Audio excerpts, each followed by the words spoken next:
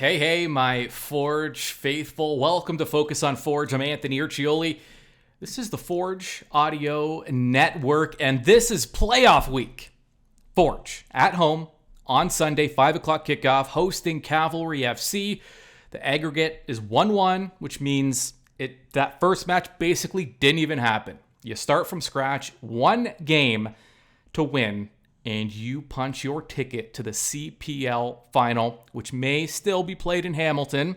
Things aren't looking great because we need Pacific to get past Ottawa for that to happen. And Pacific lost 2-0 at home in the first leg. But we're going to talk about Pacific and Ottawa as well.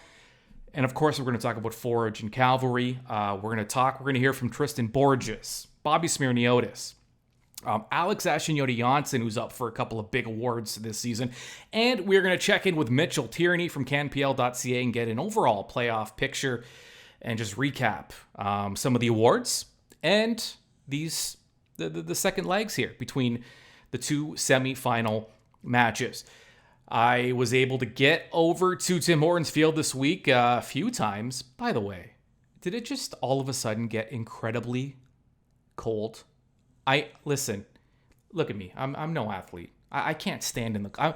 I'm barely moving as it is. I can't stand in the cold, even if it is just to watch training. But you know who the real hero is. Now, I'm going to go off on a tangent here. It's me for standing in the cold for a few minutes, waiting for the players to interview them. That's a hero. And I'd appreciate some recognition. If the CPL wants to put out a Digital Host of the Year award, I would be very happy to accept. I'm just leaving that out there. Something to think about for next year. But players weathered the weather, and training's been great this week. I checked in with head coach and technical director Bobby Smyrniotis, and here were some of his thoughts. Not just about training, but heading into the second leg and how important the fans will be this weekend. I think it's very good. Back into training, good vibe amongst the group, and having that day off in between, and now just getting ourselves prepared for leg number 2. Yeah, it's almost like a parent. You can give all the messaging, all the instruction. Do you get to a point where it's just now it's kind of up to the players to deliver in this, win and you're in playoff game? Yeah, I think the only thing you want to reiterate is a little bit the finer points, a couple of key things on both sides of the ball. And after that, the players know how to execute. You're not going to reinvent the wheel at this point in the season. The team's been playing some good football. We played some very good football on Sunday or Saturday in Cavalry. So it's just about looking at the finer points now as we move forward. Last time Cavalry was here for a playoff match, the stadium was filled, over 10,000 fans. I know we talk about it a lot, but can you even overstate just how important it is to get the fans out and how big of a difference they do make? Yeah, the environment here at Tim Hortons Field is fantastic. Once that side of the field it starts filling up and we get a good crowd here, I think the players feed off of it, and it creates a very good atmosphere for our players and our team. And they've been there for us in all of our big matches, and we're looking forward to a big crowd on Sunday as well. It really can't be overstated enough, the difference the fans make in these matches, in these home matches. Now, something interesting for those of you, you wouldn't really know unless it was said, and I didn't know until I heard it from some of the players and coaches in the last few weeks, but Tim Hortons Field is one of the favorite places to play for a lot of clubs because first of all, it's a big stadium, great atmosphere, and the turf. Hamilton, still, with probably the best turf field in the CPL. And we've heard it from, Cavalry coach Tommy Wilden Jr. said it. We're actually looking forward to going to Hamilton. Now, part of that might have been some of the gamesmanship and some of the, showing some confidence to his players. But also, they love the turf.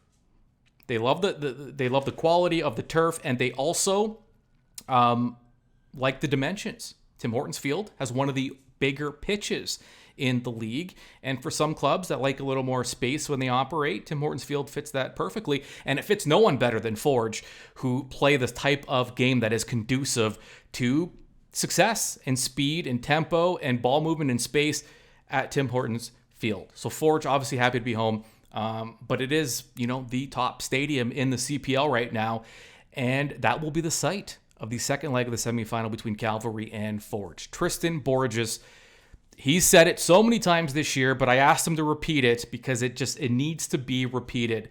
When the fans show up in Hamilton, the last time, by the way, Cavalry and Forge played in a playoff match at Tim Hortons Field, well over 10,000 fans. Place was rocking, and we have the opportunity to do that again this weekend, Sunday at 5 o'clock. Tickets on sale, forgefc.ca/tickets. You can be part of history. Playoff action at Tim Hortons Field. Here's Tristan Borgers just talking about what it means to him and the club to have a full house at Tim Hortons Field. It's good. It's good. Obviously, it was good for us to at least come out with a tie in that game. But I think just us as a team, we felt ready going into that game. And I think the morale is obviously it's really, really good. It's the best time of the year for us. We worked all year for this, and we know how important the games are, obviously. But so far, it's going well. Anything surprise you in the way Calgary played last match? They were sitting back a little, playing on the counter. Is that what you expected? Or? Yeah, nothing different. Same team. So, I mean, as an attacking club, how do you balance that? A club kind of, preying on mistakes. It's you still want to play your game. So how do you kind of balance that? I think for us, it's just staying patient. We obviously know the capabilities that we have as players, and obviously the confidence going into the games, and I think us just understanding what our game plan is and executing it, and we've played them a good enough times to understand what they bring to the table, and for us it's just I think the biggest thing is just kind of staying patient throughout the 90 minutes. As you can see, whenever we play them, there might be a goal that comes in the first minute, or there might be a goal that comes in the 90th minute, right? So it's just about staying intact the whole game, which is I know for sure we will be. Do you approach games like this trying to avoid penalties and leaving it to chance? Where do you want to control your own fate in the first 90? Of course. I mean, when you go to penalties, you're playing with luck, and obviously we wanna deal with it in the 90 minutes that are played. But for us, it's just kind of going half by half, and we'll focus by that. How did it feel getting back into the game after missing a couple? Because not for injury or any reason like that, but I guess there was some card trouble there. So just getting back into action, did it feel like you've been off for a couple games? To be honest with you, didn't really think about it that much. I think just seeing the intensity of how training's been the past couple weeks, I think kind of got caught up in just staying sharp and just knowing it's the end of the season. And I think going into the game, just I kind of had a little reminder that I haven't really played a game in a couple weeks. But to be honest with you, I felt comfortable. I felt confident on the ball. Last time Cavalry played a playoff match here, there was more than 10,000 fans, and can you overstate even just how important it is to get the fans in the stadium and cheering you guys on? Yeah, I think the fans know my feelings of playing at home. I love playing at home in front of the best fans in the league. I always say it, and obviously it's really, really nice to be able to play the second leg at home, to kind of have that upper hand. And after I think us kind of doing what we did already there, just coming back with that tie, kind of having the momentum going into this game, playing at home, I think it's obviously important. For us, it's just we understand what we need to do, and obviously having the fans supporting us at home is a huge thing, and we just want to be able to advance to the finals for them. Can't be said enough. Cannot be. It is impossible to overstate. Something else that can't be overstated. It's my expertly done segue. Alex Achinioti-Jönsson's contributions to Forge FC this year. Take a step back and actually put a focus, like we do on Forge on this program, on his contributions. Take a wide, holistic look at this.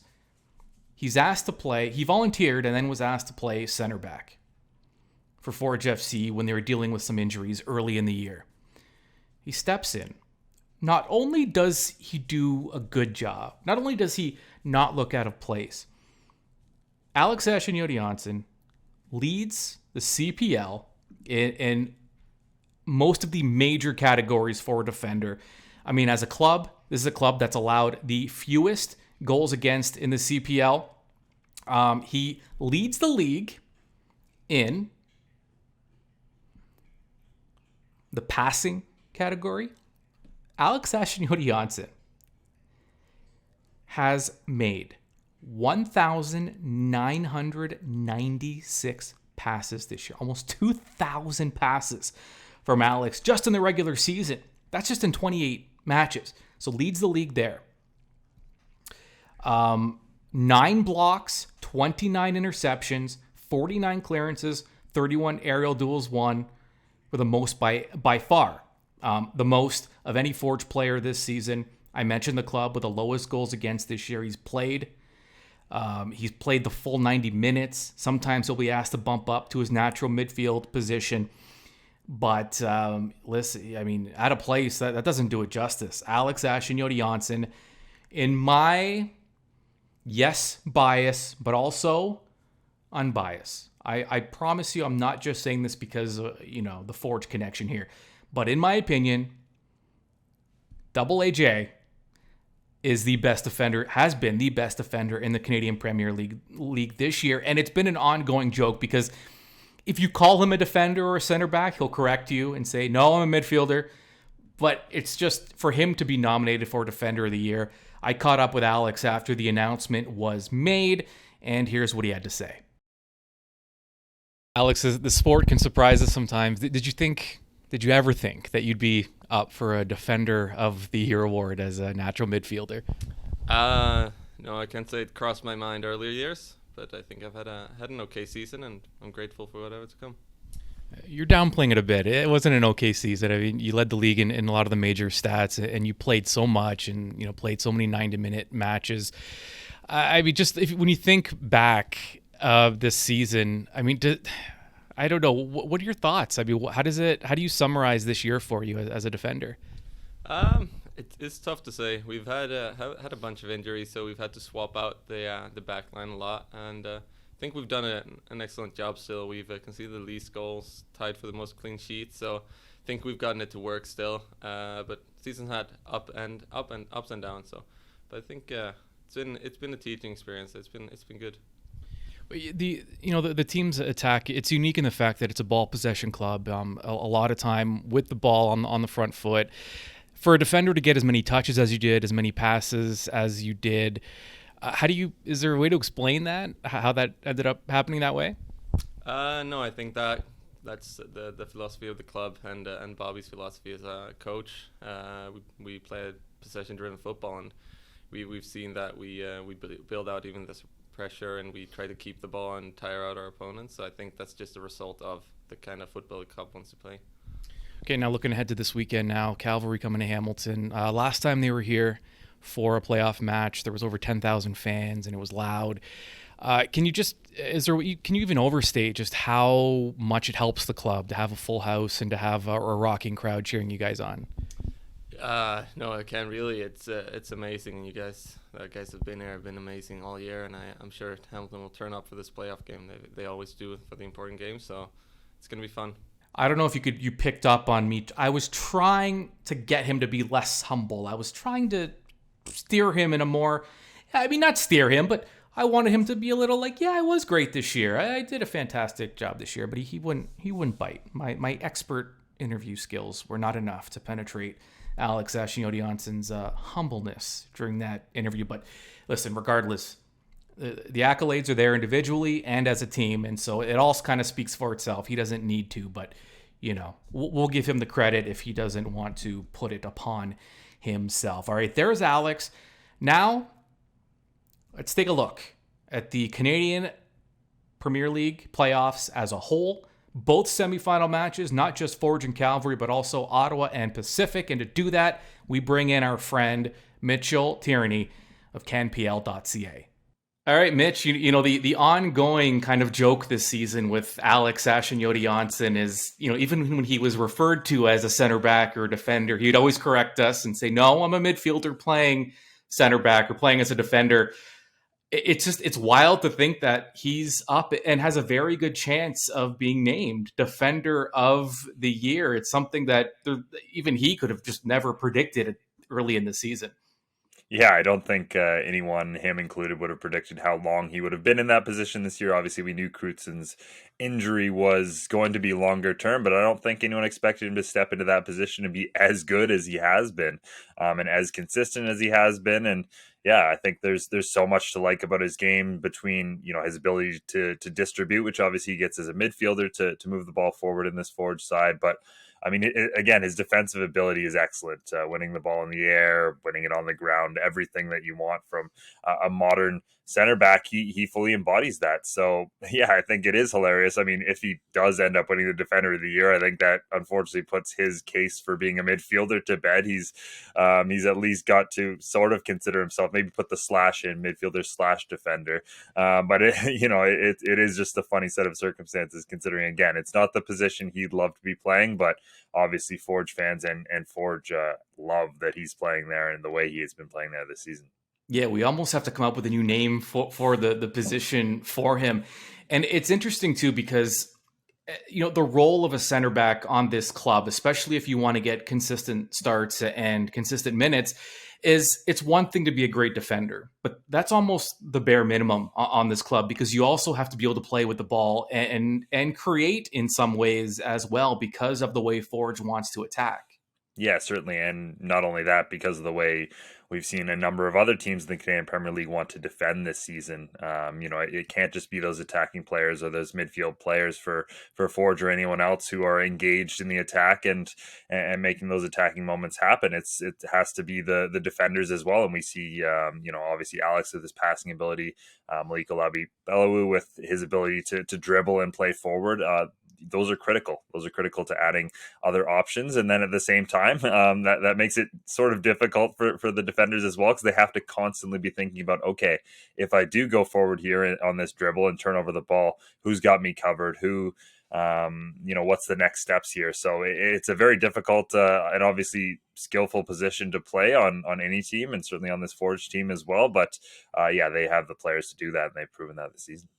Yeah, the tactical demand, as Bobby likes to call it, is extremely high with Forge, and guys like Alex kind of exemplify that. And versatility is a big thing with this club too, because I mean, how many players have we seen go from fullback to maybe midfield to center back to winger to attacking midfield? Even strikers playing wing at times. It's just one of those things that once the ball's kicked off, all of these responsibilities are put on, and that can be difficult.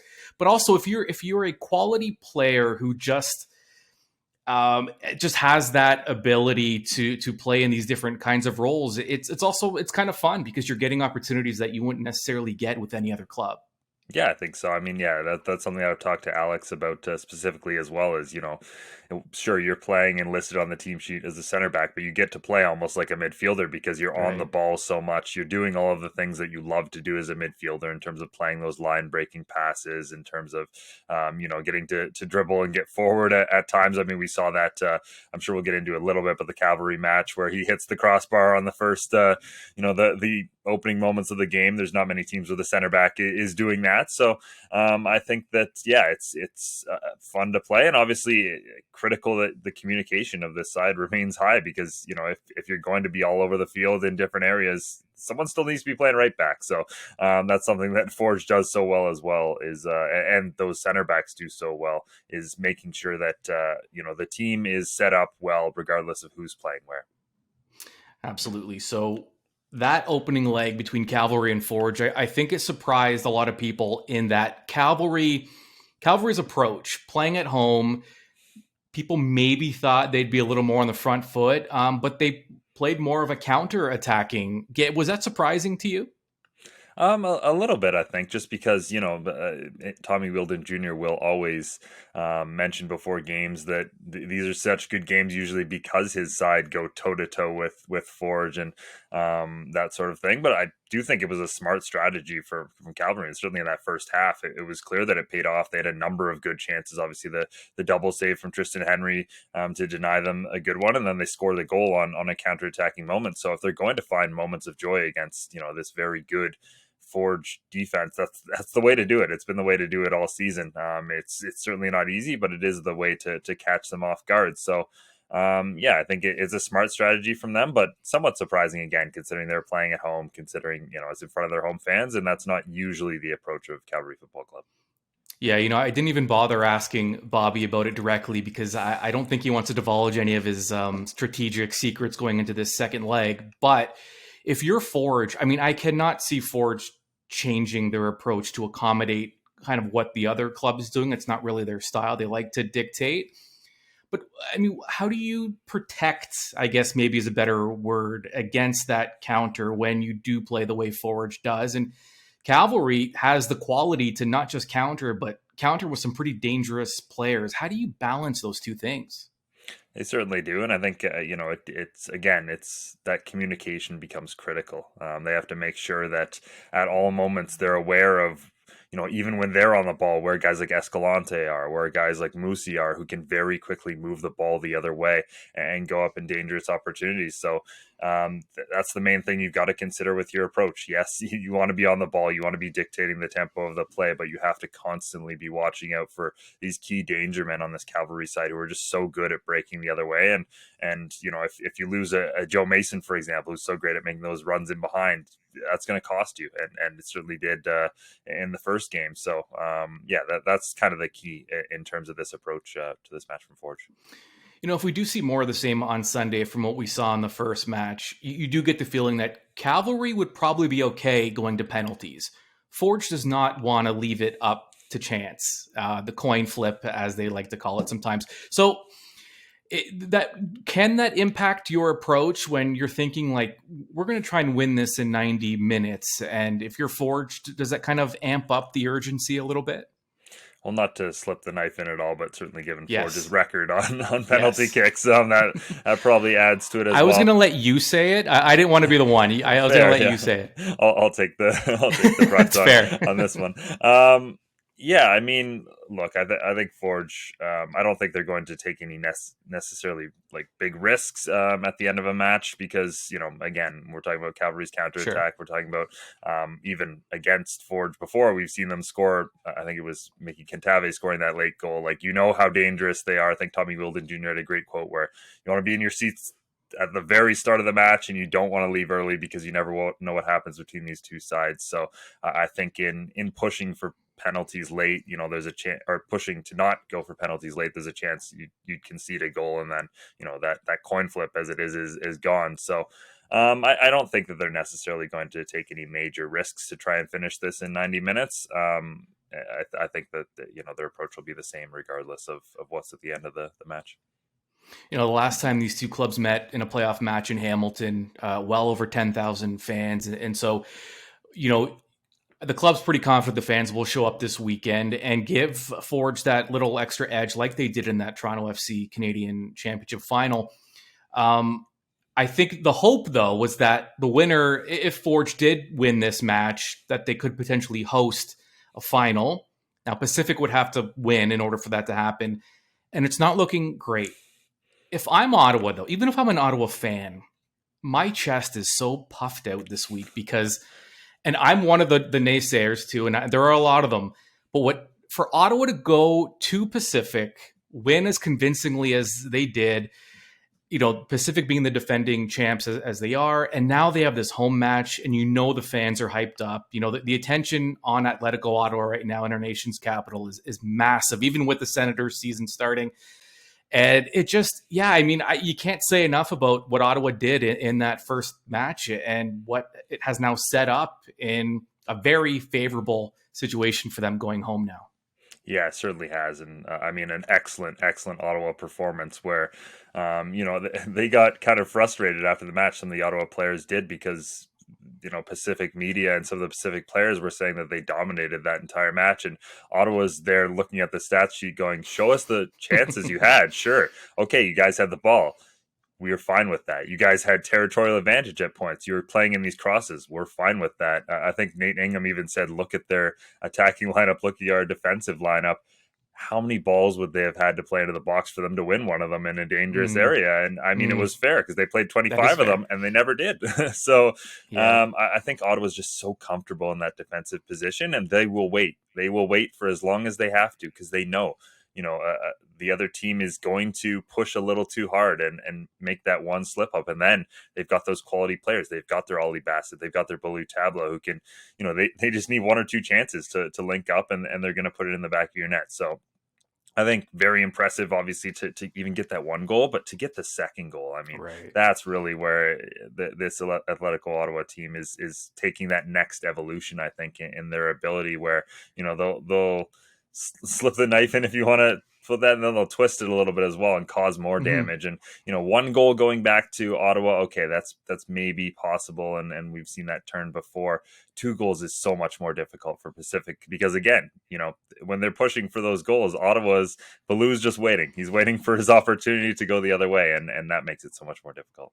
Yeah, no, it's funny you mentioned the stats in Ottawa, and what makes them so dangerous is what we've been talking about. It's the constant doubt and the constant not giving them quite enough credit that they feel like they deserve. And it makes, anyone with a chip on their shoulder is dangerous. And you have an entire lineup and a coaching staff and a fan base that is feeling that. And it doesn't matter what they do, they can't seem to get that respect. And that makes them really dangerous going into this second leg.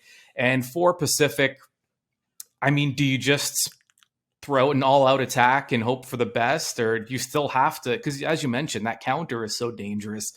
I would not want to be game planning for Pacific if you're Pacific right now, because it's not a very comfortable position to be in.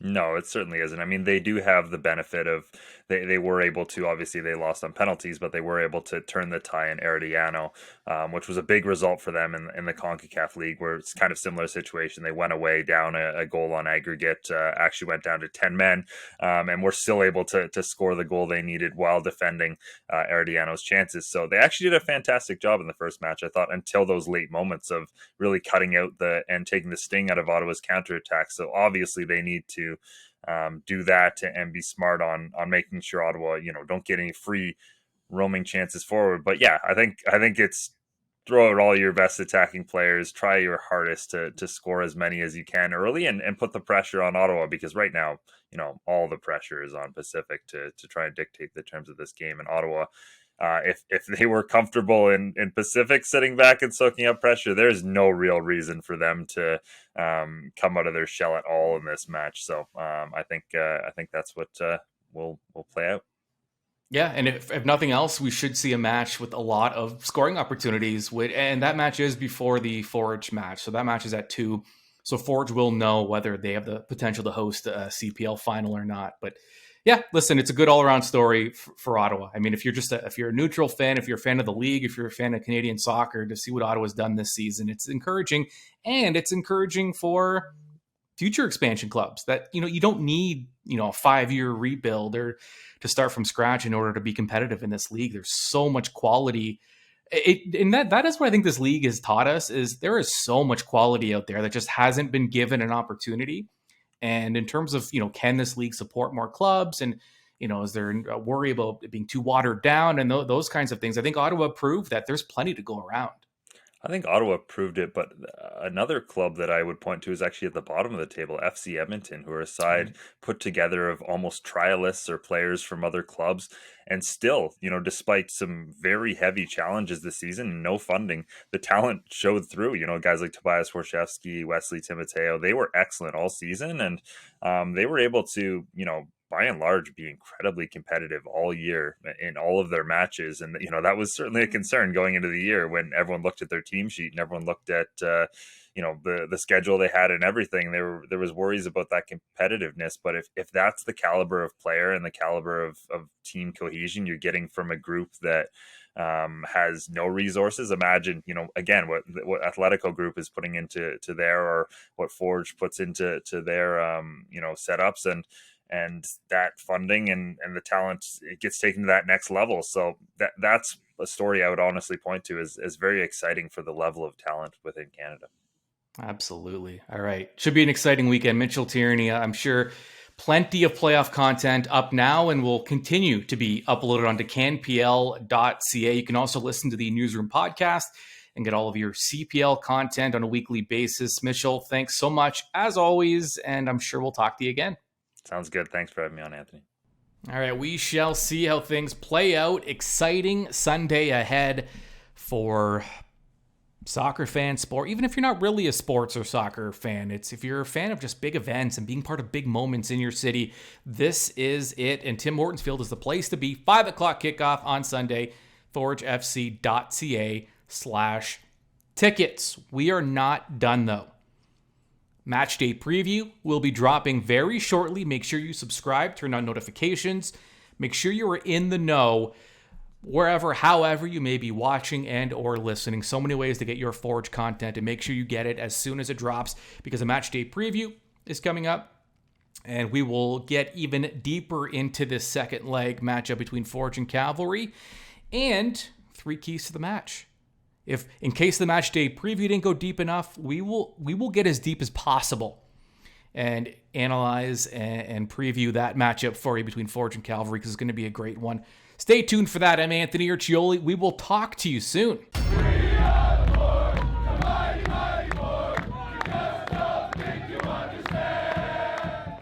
Anthony Urciuoli and Focus on Forge. Subscribe on Spotify or wherever you get your podcasts to the Forge Audio Network.